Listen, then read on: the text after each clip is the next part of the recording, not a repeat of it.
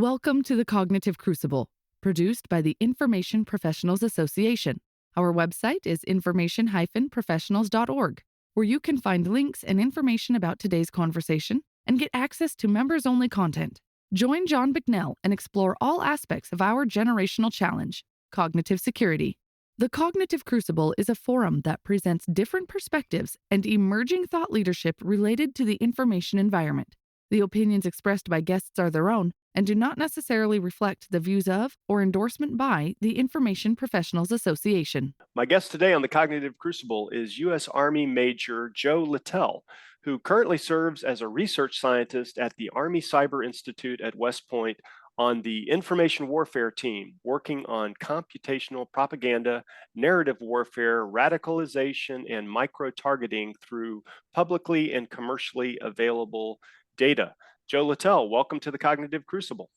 Oh, thank you for having me.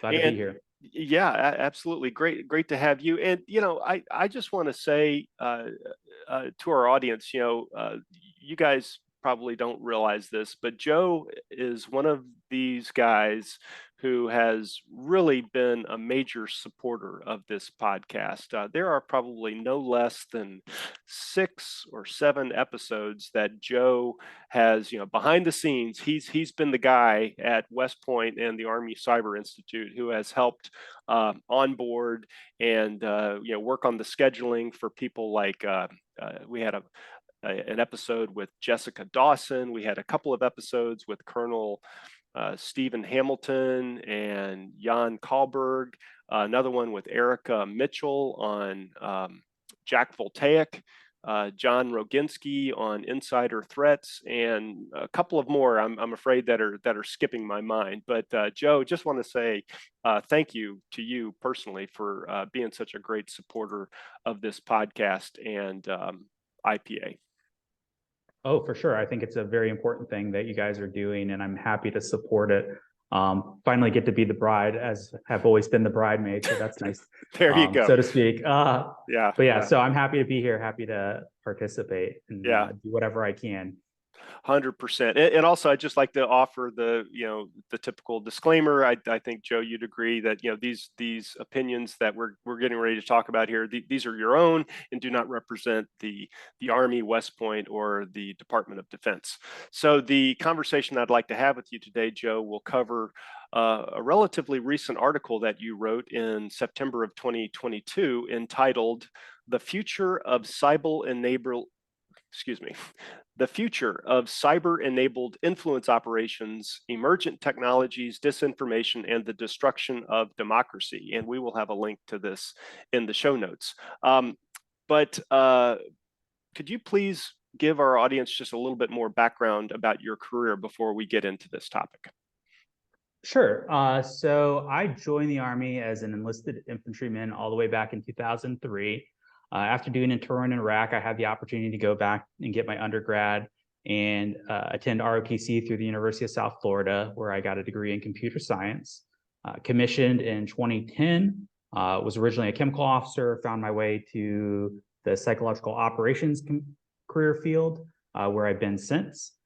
Spent some time down at Fort Bragg, where all of the psychological operations personnel mainly reside. After a little bit of while, I got an opportunity to potentially come to the Army Cyber Institute, contingent on going to graduate school. Went to Duke University for a data science master's degree, which I completed in 2020 before coming up here at the ACI, where, as you pointed out, I'm a researcher on the information warfare team, predominantly looking at PSYOP adjacent topics to include computational propaganda, micro-targeting, radicalization, and those type of issues. Excellent. So, as we mentioned, we're going to discuss your article, "The Future of Cyber-Enabled Influence Operations." Why did you write this article? So funny enough, I was brought to this by, I believe you've had Captain Maggie Smith on the show before well. Not yet. Not yet. Would love to have her on. I'll try to help you do that. Yes, please. But she pointed out a book that was being written by my alma mater, University of South Florida, and the National Defense University on cyber-related topics. University of South Florida and NDU have a great powers competition conference every year, and they have a book that goes along with it. I thought, oh, hey, I could potentially add to that. And the topic I wanted to do was specifically computational propaganda, focusing on how China and Russia use it to attack liberal Western democracies or Western liberal democracies, and try to keep some of the political side out of it, because a lot of the times when we hear mis and disinformation, it's within our own political system, and it gets lost on people because their own biases maybe hinge on it. So I wanted to go from, instead of a political route, more of a mechanistic route of these are the ways that China and Russia are using different aspects of technology, of our own personal biases to actually attack our underlying democratic systems. Right. So when you say cyber-enabled influence operations, is that really synonymous with computational propaganda? That the cyber-enabled part specifically, is that the computational part? For the most part, yes. I was trying to find a catchy way to say it, and I felt like that worked good with the title. But yeah, the easier way to say it is the computational propaganda. How do other nations utilize social media, algorithms, data, emergent technologies like machine learning, generative text and media in order to influence people and attack their, cognitive decision-making processes? I see. So you unpack this in the article, but could you talk a little bit about the landscape that allows nations like China and Russia to attack democracies and democratic institutions and discourse within the United States? So China and Russia have some similarities and some stark differences in how they view things. We'll start with some of their similarities. First and foremost, they both view information as the leading need in a time of non-kinetic warfare. So in this time of competition, they both view information as their number one priority. This allows them to organize what they're doing in order to meet their end goals. Now, China and Russia have very different end goals based off of their own biases and their own political beliefs. But ultimately, what they're doing is attacking democratic norms because both of them serve their ultimate goals. China looks at it through this idea of three warfares, which is public opinion warfare, legal warfare, and psychological warfare, in order to basically push themselves up to be the sole superpower. Everything they do aligns with that goal. So they have to break down democracy in order to show that their system, the communist system, is the most perfect government that you can have from their own view. Whereas Russia uses a hybrid warfare, things like active measures, things they've done since they were the Soviet Union. And theirs is more to muddy the waters, to break down the ability for their enemies to counteract what they're doing. So while they don't necessarily care about being number one, they want to kind of level the playing field where they are at an advantageous state so that they can do their goals. In that, they use social media to propagate, and machine learning and algorithms and all of these different mechanisms that we'll talk about in a little while, to potentially harm our democratic system, because harming our democratic system helps them both reach their goals. Do you have any sense as to the relative magnitudes of attacks from China versus Russia? Like, for example, you mentioned that Russia tends to, I don't want to put words in your mouth, but I heard you say that Russia tends to use social media maybe more than China, and then social media seems like it is more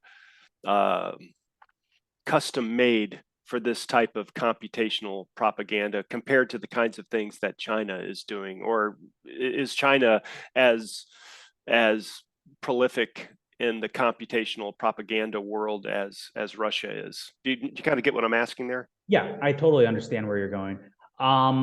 So I would say up until the COVID pandemic, 100% Russia was outputting more than China. China has for a long time used many of these techniques to control their own population. So much of what they've done was born out of kind of solidifying CCP power within their own nation. However, once COVID happened and a lot of lights were being, spotlighted on China and their inability to contain the pandemic and their causes to the pandemic, they ramped up their online mis and disinformation campaigns, their, malign foreign influence, whatever you want to actually batch it as, in order to keep public opinion off of them. So they ratcheted up a number of stories that the pandemic itself came from Fort Detrick, which harkens back to an older thing that Russia did about how AIDS was actually created in Fort Detrick and spread upon minority communities. They also had a lot of public opinion pro-China propaganda that had them sending, equipment and medical supplies and medical personnel to Europe to show that, oh, we know what to do with this pandemic. The United States is faltering. Our system works and we've protected our people. We've only had a few thousand die because they were doctoring their books, versus the United States, which has had tens of thousands, hundreds of thousands, now over 1 million, to show that their system works better. Now, for those of us who get multiple sources of information, we can probably see that what China is doing online doesn't necessarily fit with what's happening in reality. However, if that is the main source of information that you're getting, or you're already personally biased towards that type of thinking, it has a huge resonance in those type of populations. But yeah, I think up until about mid 2020, Russia was the leader in that online social media space. So I wanted to ask you a little bit more about the tactics that are being used, and then also start getting into the emerging technology. So first, influence tactics, and I know you were just describing some of the things that we've been observing, but could you unpack a little bit more some of the different tactics that tend to be attributed to Russia and China separately? Sure. So there's some universal tactics that are used by all of them, and they're even used by political organizations in Western democracies themselves. So they're not necessarily wholly something Russia or China uses. They're just weaknesses within the system that are exploited by those who wish to exploit them. The first big one is the idea of inauthentic users. So things like bot networks, sock puppet accounts, so sock puppets being someone pretending to be someone else online in order to use that person's stature or that person's supposed knowledge to spread mis and disinformation or to influence an individual. Bots and sock puppet accounts are used in a myriad of different ways. Sometimes they're just used to like or retweet or share different news articles that are already out there in order to expand their reach. Sometimes they're used to actually inject news stories into a greater network, hoping that they will be picked up by someone else, which we can talk about in a second. But for the most part, bots and sock puppets are kind of the initial layer that allow information to spread to disparate groups online, as well as expound the influence of a specific message that they may be trying to spread. The other half of it is to kind of go on with utilizing likes, reshares, and things of that nature. There's this idea of algorithmic confounding. So we typically on social media don't find things through the search function. We find them through some sort of recommendation engine within the system that's saying, you might enjoy this because your friend or the person you follow also likes this, or you might like this because it's a part of a category of something else you've previously liked. There are ways to game those systems in order to get things to rise to the top that probably shouldn't. The quickest example I can think of off the top of my head was, I think it was the 2012 or 14, I think it's 2012 World Cup, where ISIS used Twitter hashtags to put their recruitment propaganda on Twitter through a bunch of World Cup hashtags. So you saw beheadings and recruitment for ISIS. in places you probably wouldn't have seen. However, that doesn't mean that people who weren't susceptible to them were now seeing them, right? So it was useful for them. There's other accounts of basically breaking recommendation engines in order to get their account to bubble to the top. Reddit had a problem in 2016 around the 2016 US presidential election where its recommendation and front page algorithm got broken through the use of bots and sticky posting, which is basically posting to a specific subreddit, leaving that post at top. Bots compounded it, and basically the entirety of the front page of Reddit was a specific political leader's posts and memes and things doing with that specific political leader. It was a way for them to break the algorithm to use. So this isn't really uncommon in general. We have things like SEO breaking. So like a YouTuber or a TikToker will find out what brings their videos to the top, and they'll make sure that it's a certain amount of length long. They'll have certain pictures as their thumbnails that will drive users to it through the algorithm itself, because that then expands their reach. Just as some Minecraft YouTuber may be using it to build their page, so may be someone who's trying to radicalize or recruit for a terrorist organization. Yeah. So you're describing, I guess, it sounds like a arms race kind of a thing going on, where back in the day, 10 years ago, or 7 years ago, it was possible to hack these algorithms. So you described like hashtags, or the metadata on a website might say one thing, but the actual content of the tweet or the content of the web page is something altogether different, which the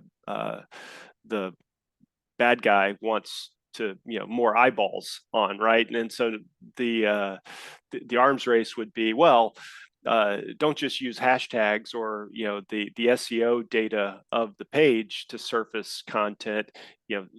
Before you do that, make sure that the SEO content and the actual content of the web page are aligned before recommending the page. But then there'll just be some other way of it's very similar to like cybersecurity, where once you whack down or knock down one set of viruses or backdoors or Trojans or whatever, another one will pop up that you didn't know about, and you have to go fight that one.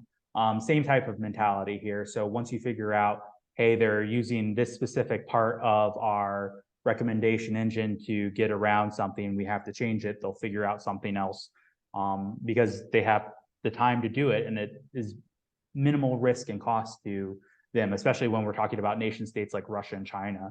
They don't care if an IP gets blocked because they can just go around it, right? And that's the typical way of attacking these type of things online, is to just block the person out of it. When you can make infinite number of accounts, that's really not a big deal to you, right? Maybe for small organizations, it becomes problematic when you get deplatformed, which is something we can talk about in a little bit. But for a nation state, you destroy all the bots I have, I'll just make 1,000 more, 10,000 more, and it's not really problematic to a nation state. Wow, that is something. Did you have anything else more on tactics? Yeah, go ahead. Yeah, I have about 1, 2, 3, 4 other things we can talk about. Yeah. So hopefully I don't bore the listener too much. No. So there's this idea of information laundering. So I talked about how bots may seed some story in order to get it picked up by someone. There's this idea of information laundering where it gets picked up by a nobody, that gets picked up by someone else, and then someone who actually has some legitimacy may pick up that story, whether it's to talk about it, to say this isn't legitimate, or to talk about and say this might be something, is still spreading that story. And people who are potentially susceptible to it will then see it and be, potentially believing it. So it's this idea of, similar to money laundering, if you can get it through enough layers, it won't get back to the fact that it was initially pushed by a Russian or Chinese bot. It was pushed by this, popular person on a social media platform that's spreading this information. And even if they're not necessarily spreading the original post, they may be spreading the content without realizing it's actually disinformation. So they're spreading then misinformation. The idea of just what data gets collected on you when you're using online platforms. We tend to think of what gets let out there as what we actually put on social media. However, there's a lot of things that are underlying. So what you click on, what you hover over, using different purchasing platforms like Amazon, even your MasterCard data gets gobbled up. And there's a huge industry of data brokers that take all these disparate data sets, merge them into hopefully one, identifying specific users to then resell for advertising. However, what is advertising but influence operations? Instead of selling someone a pair of Nikes, you could potentially be selling someone radicalization or a political ideal that maybe doesn't align with a well-working society, right? We're not talking about, hey, we're going to go out there and vote. We're talking about, hey, maybe we should pick up arms and go shoot at someone, something along those. Yeah, there's a market for that, right? There are people who are ready to go all in on that, and if you can reach those people, then that has an impact. Yeah, that's kind of one of the key findings when we start looking at like the 2016 presidential election with Russian tampering. They weren't necessarily swaying people to vote, or they were changing people's mind. They're actually building identity and kind of cementing that identity and getting those people who are on the fringes most worked up. Because remember, they didn't just go after conservatives or liberals. They went after both and tried to reach the fringe groups because honestly, they're going to add the most chaos, and adding chaos muddies the water, which gives Russia an advantage. So, the vast majority of the population may have seen something and not thought anything of it because it was just, didn't reach them and they weren't susceptible to that specific message. But there were people who were already, borderline hardline on either side, that it was the push they needed to become that much more radicalized. Right. And all of this also gets into the topic of cognitive preparation of the battlefield. If the battlefield is the homeland or any democracy, the citizenry of an open democracy, it's all of this can be, laying that kind of groundwork, unfortunately. Right. And ultimately, both countries have a goal of making democracy look bad. So by making democracy look bad, China can say, well, see, our system is better. And by making democracy look bad, Russia can say, see, what we're doing isn't so bad because you've done it, right? The whataboutism. So it plays into both of their narratives, just in different ways. So inflaming the fringes of society, both fringes or either fringe, depending on, your perspective, has a lot of negative problems to the vast majority of Americans who do want to have a functioning democracy, who do want to just talk through and figure out what the best solution is to the myriad of problems we have, instead of going to war with each other, right? I think there's plenty of people in this country who may disagree on how to solve a problem, but they don't think that the other person is evil for having a difference of opinion. I would agree. Yeah.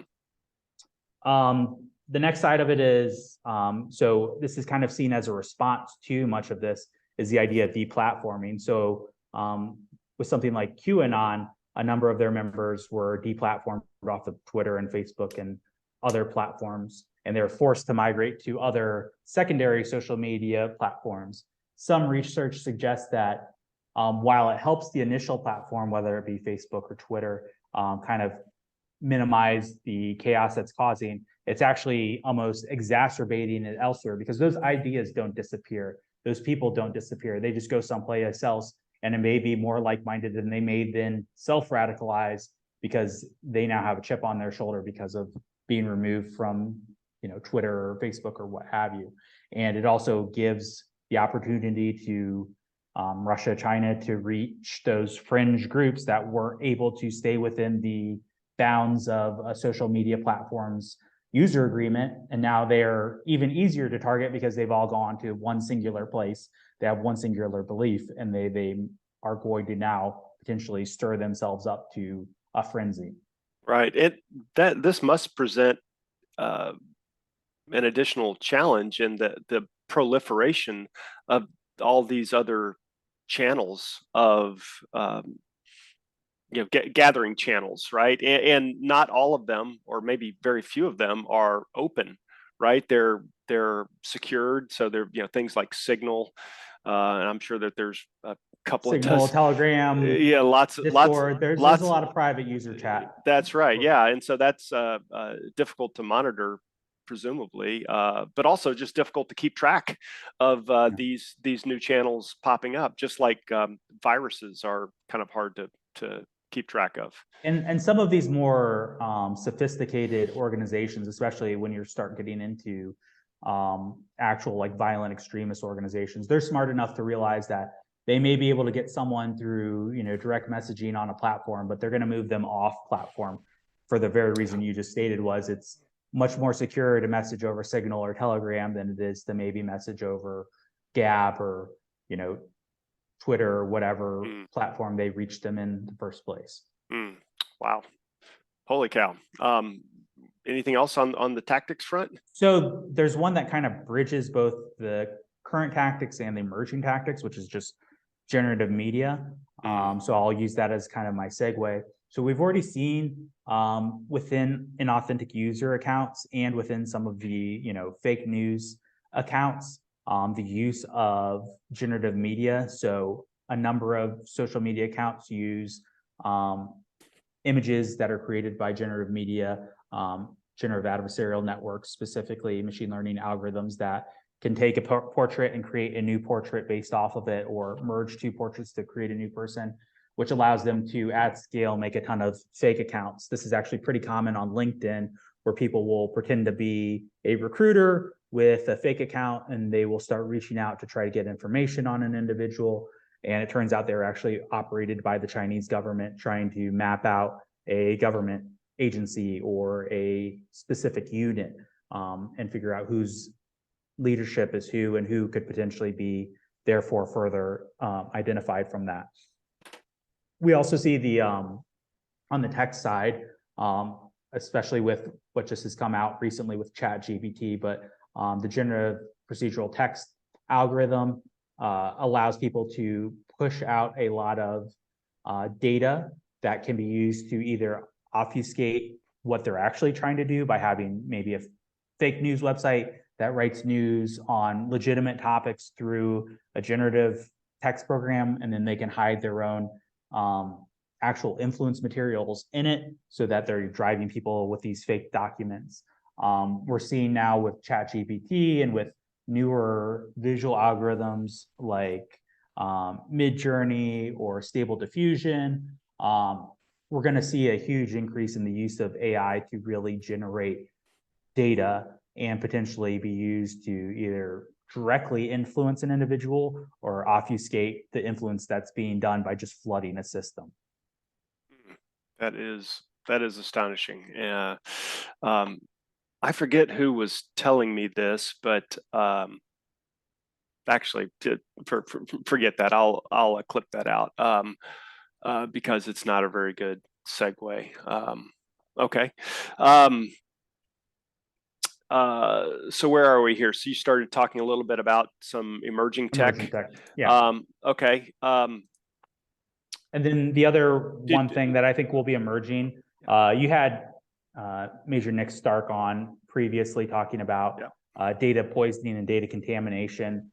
And while I have not seen any indication that that has been done yet, I foresee that being the next step, is potentially trying to taking the step of algorithmic confounding a step further, is using actual machine learning algorithms to poison models that are being built or contaminate the models that are already out there, that are meant to find generative media or meant to find disinformation. Because there's a lot of research about being able to categorize mis and disinformation through either the source or through the semantics of writing, using machine learning. And I think we'll see more of those as we go on, but I think we then get in the into the cat and mouse game of identifying what exactly works and doesn't work, and how we can break those systems using machine learning ourselves, because machine learning algorithms learn through probabilistic means. So you can break probabilistic means by potentially feeding it a bunch of false data that will allow what you really want to get through, because it starts looking for specific tells, because it's not a human user. So hiding, a special layer of pixels within an image that key that algorithm, so that when you actually want your real image to go through, you just make sure those pixels aren't there, because you've already trained it to look for, a layer of pixels that, wouldn't be seen by the human eye, but will get definitely picked up by, a convolutional neural network or something along those Yeah. lines. Yeah. And we also talked about this a little bit in a recent episode with Elliot Jardines, who is an OSINT specialist. But I think what you were just describing in, tainting publicly available information deliberately, so that as more and more organizations are looking to for insights that are contained within publicly available information, that those insights then become tainted, because the actual source data has deliberately been messed with. So yeah, it's what a problem. And I'm curious, Joe, have you and your colleagues there at West Point, have you guys talked about this? All of this can lead to a number of different outcomes, but one of the outcomes that I think is possible is that this could have the effect of grinding decision making to, not to a halt, but severely slowing decision making, because military leaders, government leaders, even people in their just daily lives now are forced to pause and continually consider, is what I'm reading true? And so, do you kind of get what I'm asking? It's just has I think this kind of goes back yeah. to, we were talking obviously before we started recording, and we talked about how I saw this as a very similar state to when the Gutenberg printing press was created. And the Gutenberg printing press allowed users to print things that wasn't, necessarily aligned with the church, which caused things like the 100-Year War, so on and so forth. And it was this huge, blast of information compared to what we had ever seen.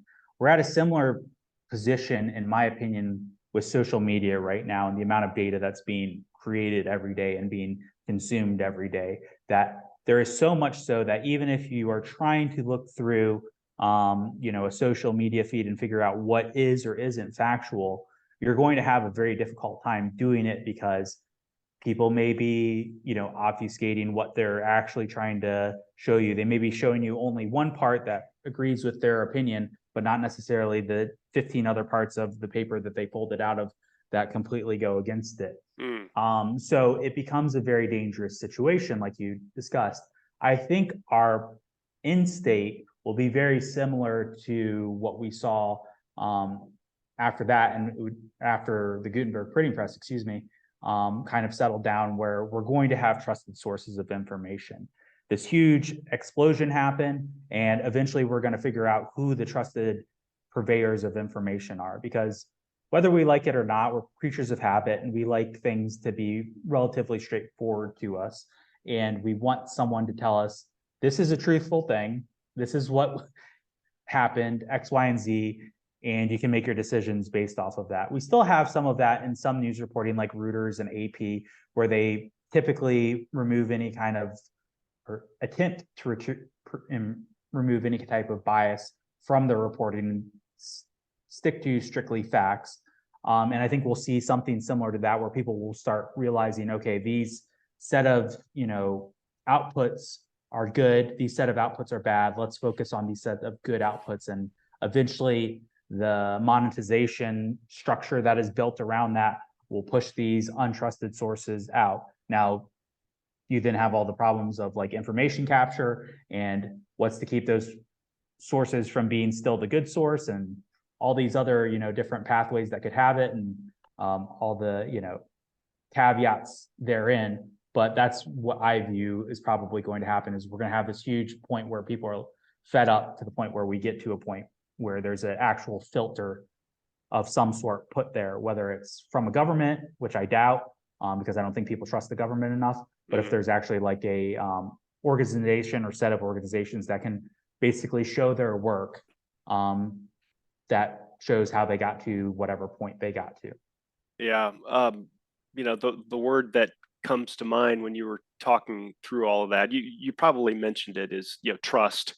And trust is very much in demand these days. And I would think that the big tech platforms, or any serious outlet, would want to be considered a trustworthy outlet. And everything that implies, making sure that one political team is not favored over another, that bogus information is getting filtered out consistently, and all that kind of stuff. I think that there is just a lot of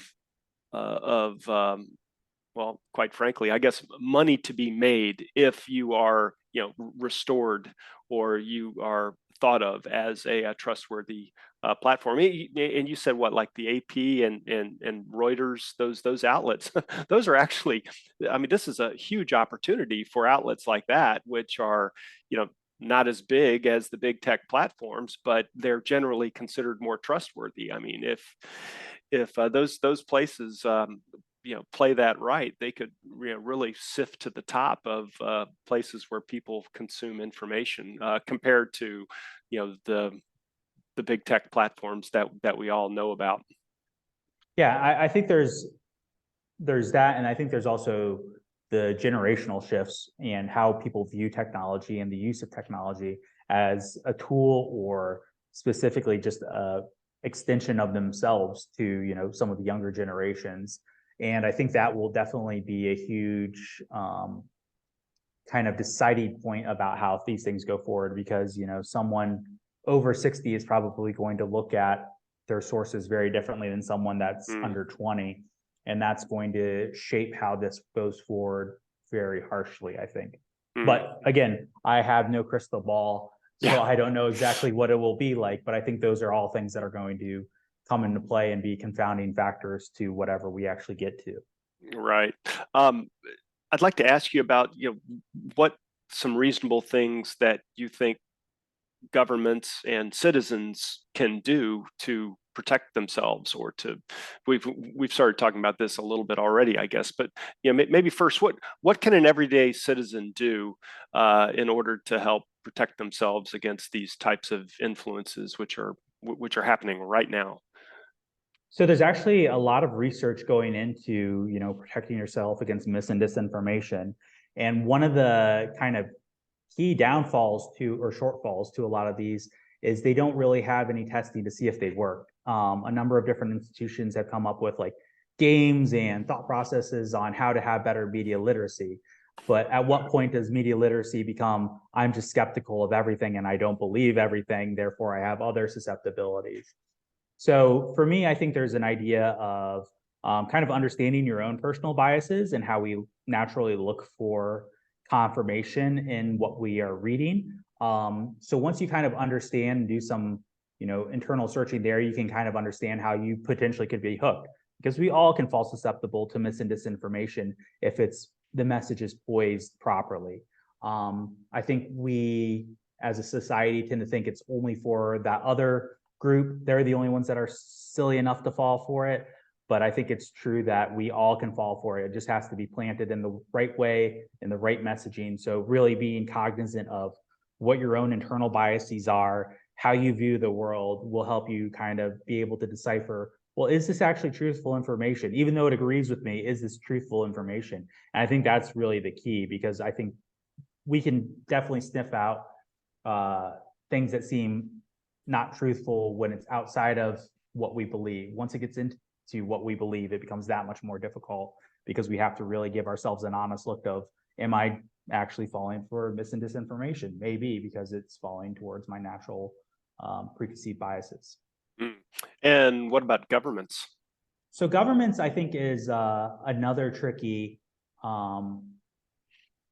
problem set, because within the United States, we have, freedom of speech, which is extremely important into our ability to act as a democracy. So any kind of censorship or deciding what is or isn't, mis or disinformation is probably going to fail just because of those thought processes. I think where we would be better served is, one, as a government of whole, pushing back against Russia and China in these information spaces and don't allow them freedom of maneuver in them. I think we don't even tend to be very reactive, let alone proactive. And I think being proactive would potentially push away a lot of the outside foreign influence, which I think is what the U.S. government should be looking at. Once it comes internal, there's other things that should be done, but I don't think that's necessarily what the government should do, given our First Amendment rights. The other side of it is, I think we need better data privacy laws. A lot of this targeting of messaging is done because you have a lot of user information, and that, beyond the mis and disinformation, that leads people to get scammed out of their life's earnings, especially elderly persons are much more susceptible to those type of internet scams, because they may not realize their susceptibility to it, and they may not be as savvy online as maybe some others. So I think that having better privacy laws to keep people from directly targeting individuals will help. I think a better understanding of just machine learning and the ethics in building algorithms would be very helpful. How algorithms, even though they're sets of codes and probabilistic models, they're still created by someone, and they still have secondary and tertiary effects that could potentially harm groups or individuals. A lot of, if you read some of the stuff that's come out about from Facebook whistleblowers and from Twitter, a lot of the time they don't even know where data is in their system. They don't know how stuff reaches people directly. They don't have a strong understanding of how their own recommendation engines work. So if they don't understand it, how are we going to potentially protect anyone from it? So the idea of maybe having an idea of what your algorithm does and how it does it, so that you can maybe have some sort of transparency so that users know what they are potentially falling into. I think those are kind of like the big three of being proactive against our adversaries in these spaces, better understanding machine learning ethics, and then the privacy, data privacy. Right. A while back, we had an episode with the former president of Estonia, a gentleman named Toomas Hendrik Ilves. Do you think that time, like with time, societies such as the United States and other democracies will develop some sort of a immunity or an inoculation against these kinds of attacks that are coming? As I recall, Mr. Ilves, said, they've been subjected to Russian originated cyber and influence attacks for longer than we have. And as I recall, what he said is like, so the citizenry in Estonia, they're just like, no, I'm not falling for that. Do you think that there's a little bit of a time element to this as well? I think there probably is a time element, but I also think there's the uniqueness of the Balkans are bordering a country that has no problem invading them, and we have a relative security from those type of things. I mean, we have two huge oceans. We have an extremely friendly neighbor to the north and a fairly friendly neighbor to the south, despite some of the problems we may have from our southern border. And we're probably not going to get invaded. We probably don't. We're less likely to have a whole of government approach like a country like Estonia would have in combating this. So it makes it harder to think that in the long term that would happen, because it's not necessarily a very easy to see existential threat, right? Someplace like Ukraine obviously understood that Russia could invade them at any time, right? because they were invaded. And we don't really have that level of direct conflict. So most of our conflict is going to be societal problems that have been there for a long time that these enemies are utilizing to their advantage. And we obviously have a number of, systemic societal issues that have been preyed on and do get preyed on. Even within our own society, we have people preying on them for their own gain. So it becomes very difficult to think that with time things will get better. I think we have to be a little bit more proactive and do a little bit of soul searching in and of ourselves to see what we are and aren't falling for, and what biases we have, and how we can each individually better ourselves so that we can have a working society where we go back to, hey, we may have a disagreement on how to solve this problem, but we both realize it's a problem and we want to work together to solve it where it's beneficial to both parties or all groups, as opposed to we're going to say you do this and there's nothing you can do, like vis-a-vis the other group saying the same. Yeah, right. Closing out, Joe, do you have a research topic that an interested listener might take a crack at that may be related to some of these kinds of things we've been discussing? Sure. So I just did a research paper for a conference on kind of the narratives that Russia was pushing pre and post Ukrainian invasion, looking through social media data. A nice research topic would probably be something along the lines with the COVID problem within China and the restrictions and ultimate protests that came out of that, and seeing how China used social media to control the narrative, as well as potentially keep it from getting as widespread as possible. I think that would be a pretty interesting research project for intrepid analysts to look at. Yeah, 100%. And then finally, a book recommendation. So I personally like Network Propaganda by Ben Claire Ferris and Roberts. It goes into a lot of the technical things that we talked about today, not so much as the generative media and data poisoning and contamination, but it talks about a lot of the different problems social media have and how it can be used by malign forces to influence individuals. Excellent suggestions. Joe Littell, thank you so much for being a guest on the Cognitive Crucible. Again, thank you for having me. The Cognitive Crucible is the only podcast dedicated to increasing interdisciplinary collaboration between information operations practitioners, scholars, and policymakers. To find out more about the Information Professionals Association, visit us at information-professionals.org. Please support our podcast by giving us a 5-star rating and leaving a review.